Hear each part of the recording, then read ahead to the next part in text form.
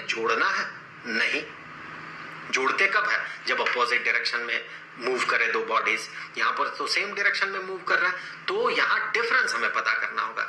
इस केस में हम डिफरेंस पता करेंगे, ऐड नहीं करेंगे, दोनों को जोड़ नहीं देंगे, हम दोनों का डिफरेंस पता करेंगे। डिफरेंस को कितना होना है? डिफरेंस ही रिलेटिव वेलोसिटी है, तो डिफरेंस को कितना होना है? डिफरेंस को 10 मीटर पर सेकंड होना है। तो ये x कितना हो ताकि x के साथ इस 10 मीटर पर सेकंड का डिफरेंस 10 मीटर पर सेकंड हो। साथ ही साथ आपका स्पीड तो ज्यादा होना होगा 10 के, 10 से ज्यादा होना होगा, दोनों का डिफरेंस को 10 होना होगा, तो ये हो जाएगा 20 मीटर पर सेकंड। कोई इक्वेशन की जरूरत नहीं है, 20 मीटर पर सेकंड होगा इस स्कूटर में बैठे हुए इंसान का स्पीड, दैट मीन स्कूटर का स्पीड। तो ये हो गया राइट आंसर। अब चलिए अगले सवाल की तरफ बढ़ते हैं।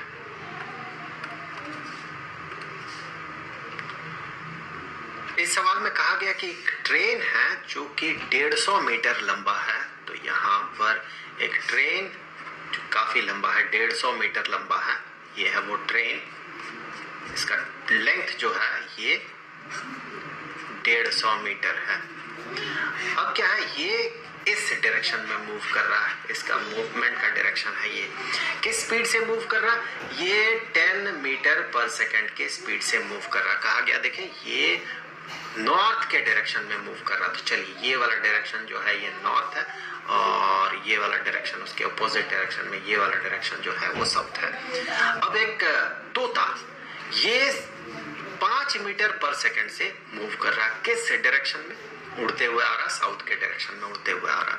सो एक तोता ये उड़ते हुए आ रहा है, तोता है ये। इसका जो स्पीड है ये कितना है? 5 मीटर पर सेकंड, और ये साउथ के डायरेक्शन में, अपोजिट डायरेक्शन में मूव कर रहा है, 5 मीटर पर सेकंड की स्पीड से मूव कर रहा। अब रिलेटिव वेलोसिटी की अगर बात हो तो कितना होना चाहिए रिलेटिव वेलोसिटी? चाहे तोता के रेस्पेक्ट में ट्रेन का हो या फिर ट्रेन के रेस्पेक्ट में तोता का हो। ये तो अपोजिट डायरेक्शन में मूव कर रहा, तो रिलेटिव वेलोसिटी क्या होगा? जुड़ जाएगा, ज्यादा दिखेगा स्पीड। तोता को भी ट्रेन का स्पीड 10 मीटर पर सेकंड से ज्यादा दिखेगा, और ट्रेन को भी तोता का स्पीड जो है 5 मीटर पर सेकंड से ज्यादा दिखेगा। अपोजिट डायरेक्शन में मूवमेंट है। वही ट्रेन वाला एग्जांपल कंसीडर कर ले, हम जब ट्रेन में बैठे हुए रहते हैं, अपोजिट डायरेक्शन से कोई ट्रेन हमें क्रॉस करता है तो हमें स्पीड ज्यादा दिखता है। यहाँ पर भी वही होगा। तो रिलेटिव वेलोसिटी जो होगा, रिलेटिव वेलोसिटी, ये दोनों वेलोसिटीज जुड़ जाएगा तो 15 मीटर पर सेकंड होगा। तोता के रेस्पेक्ट में देखें तो ट्रेन इस डायरेक्शन में दिखेगा, ट्रेन के रेस्पेक्ट में देखें तो तोता इस डायरेक्शन में दिखेगा। अब सवाल जो है वो ये है कि कितना समय लगेगा तोता को पूरे ट्रेन को क्रॉस करने में। तोता को क्या दिख रहा है? तोता को दिख रहा है 15 मीटर पर सेकंड से ट्रेन उसके तरफ बढ़ रहा। अगर तोता के फ्रेम ऑफ रेफरेंस से देखे, तोता अगर अपने आप को रुका हुआ माने, अपने फ्रेम ऑफ रेफरेंस से अगर देखे तो उसे दिखेगा कितना? 15 मीटर पर सेकंड से ट्रेन उसे उसके तरफ बढ़ रहा है। तो जब तोता यहाँ पर पहुंच गया, जस्ट ट्रेन को क्रॉस करना शुरू करता है, या ट्रेन तोता को क्रॉस करना शुरू करता है, इस समय से देखे।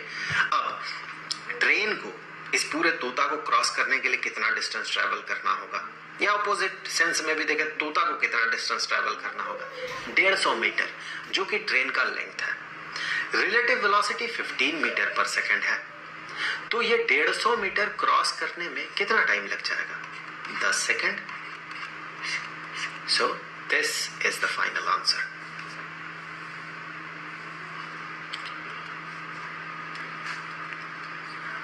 अब अगले टॉपिक की तरफ बढ़ते हैं। रिलेटिव वेलोसिटी को हमने जिस तरह से यूज किया, उसी कॉन्सेप्ट से हम रिलेटिव एक्सेलरेशन को भी समझ सकते हैं। एक्सेलरेशन भी वेलोसिटी की तरह रिलेटिव होता है। कैसे? मैं छोटा सा एग्जांपल आपको बता रहा हूं। अगर आप रिलेटिव वेलोसिटी बेहतर तरीके से समझ चुके हैं तो आप रिलेटिव एक्सेलरेशन भी समझ जाएंगे। मान ले कि यहाँ एक कार है, जिस कार में कि आप बैठे हुए हैं, और आपका जो एक्सेलरेशन है वो इस डायरेक्शन में है, और एक्सेलरेशन आपका जो है फॉर एग्जांपल ये 3 मीटर पर सेकंड स्क्वायर्ड है। वहीं पर कोई और आपका दोस्त मान ले इस कार में बैठा हुआ है, और उसका जो एक्सेलरेशन है वो इसी डायरेक्शन में है, और ये है 1 मीटर पर सेकंड स्क्वायर। वेलोसिटी के केस में क्या हो रहा था, रिलेटिव वेलोसिटी जो हो रहा था, रिलेटिव वेलोसिटी हो रहा था इसका और इसका डिफरेंस, क्योंकि दोनों का डायरेक्शन सेम है। यहां भी वही केस है, दोनों का डायरेक्शन देखिए, एक्सीलरेशन का डायरेक्शन, ध्यान दें, मोशन का डायरेक्शन नहीं, एक्सीलरेशन का डायरेक्शन, एक्सीलरेशन का डायरेक्शन दोनों का सेम है। तो यहां पर भी जो रिलेटिव एक्सीलरेशन होगा, एक्सीलरेशन रिलेटिव, ये भी इन दोनों का ही डिफरेंस होगा, दैट इज 3 मीटर पर सेकेंड स्क्वायर्ड माइनस 1 मीटर पर सेकेंड स्क्वायर्ड, ये बराबर हो जाएगा 2 मीटर पर सेकेंड स्क्वायर्ड। पर ये जो नेट एक्सीलरेशन होगा, ये एक्सीलरेशन कैसा होगा, अगर आप अपने आप को रुका हुआ मानते हैं, आपके रेफरेंस फ्रेम में आप तो रुके हुए हैं, तो आपके रेफरेंस फ्रेम से अगर देखें तो ये 2 मीटर पर सेकेंड स्क्वायर्ड किसका रिलेटिव एक्सीलरेशन होगा, इस बॉडी का रिलेटिव एक्सीलरेशन होगा।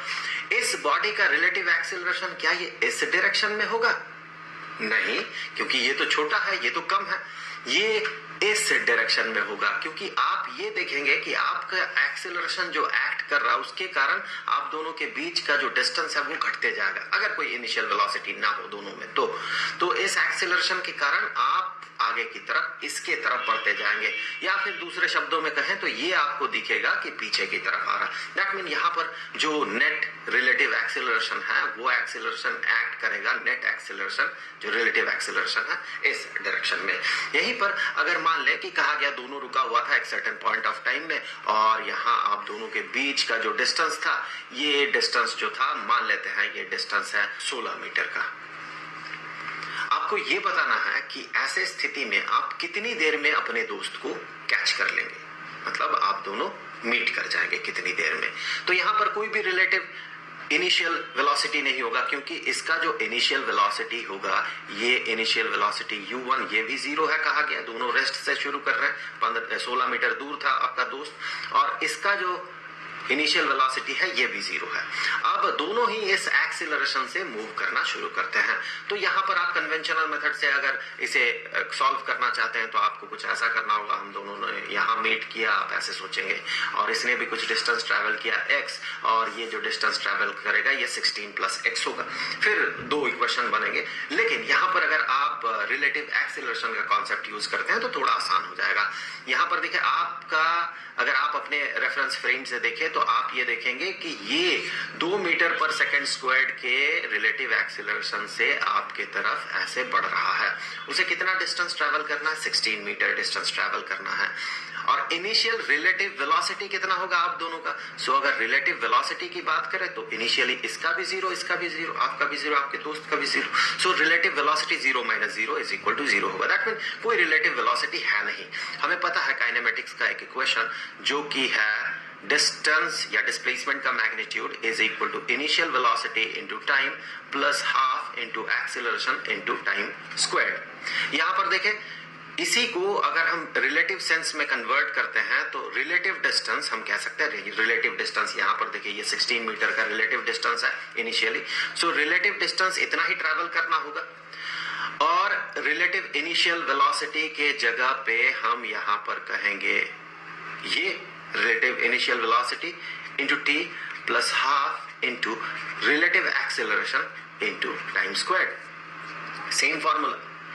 तो अगर यही फॉर्मूला हम यहाँ पर अप्लाई करते हैं तो हम ये पाएंगे कि यहाँ पर ये 16 मीटर का है रिलेटिव डिस्प्लेसमेंट जो है इज इक्वल टू, ये तो 0 है, ये इनिशियल रिलेटिव वेलोसिटी ये 0 है, प्लस हाफ इंटू एक्सीलरेशन, यहाँ पर देखिए 2 मीटर पर सेकेंड स्क्वायर्ड का है, सो इंटू 2, देखें हम यहाँ पर साइन कन्वेंशन यूज नहीं कर रहे हैं, मीटर पर सेकेंड स्क्वायर्ड इंटू टाइम का स्क्वायर्ड, सो टी स्क्वायर्ड। यहाँ पर अगर हम साइन कन्वेंशन फॉलो करते हैं तो यहाँ पर इस एक्सीलरेशन का डायरेक्शन देखिए, यहाँ इस डायरेक्शन में है negative direction of X axis, तो नॉर्मल कन्वेंशन के हिसाब से इस एक्सीलरेशन को हमें नेगेटिव कंसीडर करना होता।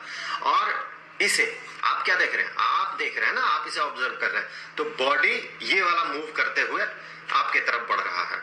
सो अब ये बॉडी जो 16 मीटर का डिस्प्लेसमेंट ये कवर करेगा, उसका डायरेक्शन ये होना चाहिए। आपको क्या दिखेगा, ये बॉडी धीरे धीरे धीरे धीरे इस डायरेक्शन में in the negative direction of X axis, so यहाँ पर ये 16 मीटर भी नेगेटिव होगा। सो विद साइन कन्वेंशन हम ऐसा कहेंगे। सो दोनों नेगेटिव साइन अगर यहाँ पर अपीयर करें, ये भी नेगेटिव और ये भी नेगेटिव हो जाएगा ये, सो अल्टीमेटली वो नेगेटिव साइन यहाँ पर रहेगा, ये जीरो को कैंसिल करते हैं, नेगेटिव नेगेटिव पॉजिटिव हो जाएगा। सो आप विदाउट साइन कन्वेंशन अपने कॉमन सेंस से भी इसे सॉल्व कर सकते हैं।